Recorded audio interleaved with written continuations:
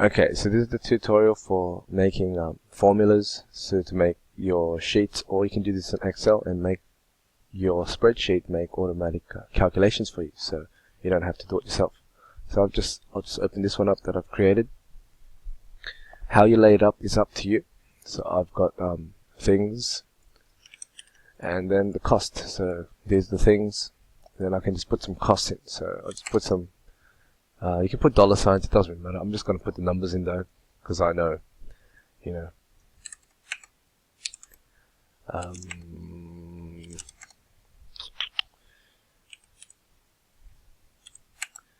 Some random number. This is really expensive Gucci hat. Okay. Let's just say it's a cardboard TV. Change this up. It's a bit too crazy. Target hat. Now let's say you wanted to find out the total of all these instead of adding it all up, which you can do, but if you had a lot more then it'd be much harder. So I'm just going to go to my total that I've created here, my total column, and if you go to insert, then you go to function and sum, you choose the first number. This is the quickest way to do it, and then you hold down shift and you click down on the bottom number, and see it chooses that column C2 to C9. And if you press enter, it adds it up for you. And if I change any of these values, it will change. It will all change. It even does decimals.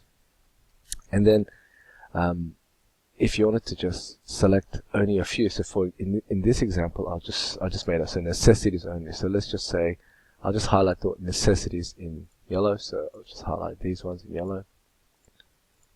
Oops. And if I only wanted like these, if to add these ones only, what you can do is, again, you go to sum, and you click the first column, and instead of shift clicking, you hold down control, and then you click the other ones that you want. So I can click other ones too, but I don't want those. Okay, so then it does that. So I can highlight this in yellow too, so make it easier for me. Now, other things you can do. Let's say this is really good for your expenditure. Let's say you want to put in your income, and then you can find out how much money you have left after all your outgoing or your costs. So the income here, you can put it. I mean, it doesn't really matter where you put it, because you're just choosing the column. You can put it here. All you have to do is just choose the right column that has the value in there. So let's say income is, let's say you earn $312.12, and we want to find out how much money you have left after you spend everything. So what you want to do is you want to do this minus all this. So over here in savings, you're going to go sum again, and then you're going to say your income, and then you do minus your total, and that's what it is. And then notice if I put like, this is really good as well, because in some weeks you might overspend. This is how you can find out. Let's say you only earned, let's say $203 in that week. That means you overspent by $70.70. It says minus there. I'll just change it like that for now. Now, for other things we can do to divide. So I wrote here in Sheets or Excel or on a computer, divide is represented by the backslash key and multiply by the star key. And you can see if you open a calculator on the computer, you'll see those buttons here. The divide sign is replaced, and so is the multiplication sign.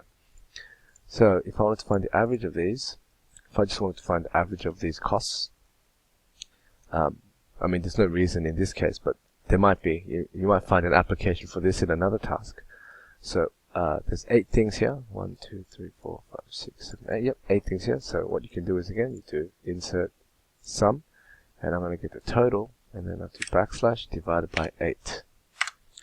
And that is the average. And again, that will change. Everything will change if I change it. Yeah. Now, finally, for multiplication, if you wanted to do how much you can save in, a certain number of weeks. Let's say this is per week. You can add that there, per week. Okay, that looks funny. Now what you can do is a little tip. If you wanted it to auto adjust, you click on the furthest line of the column, double click, and then it adjusts. So savings in 37 weeks. Again, I can double click here and it'll auto adjust. So what you want to do here is the total times 37. So you do function sum, total, and star sign for multiply, 37, and there we go. And again, if you change any of these, it will all change. See how all the numbers changing? So there we go. Oh wait, I did the wrong one. I just did the total in 37 weeks. That's not what you want. You want the savings times 37. So do it again. Sum. Oops. Here. Sum of savings. C24. Yep. Times 37. There we go. So all those numbers will change. If you think something is a bit funny, just check your columns here. So for example, like I said before, if I wanted to put my income, let's say I wanted to put my income over here. Ooh. Let's say this is the way you want to do it. What you do is then here, your savings, it automatically changes for me, F2. But sometimes it might not show, and then all you have to do is just check that corresponds with the right column. Okay, that's about it. So let me know if you have any questions. See you.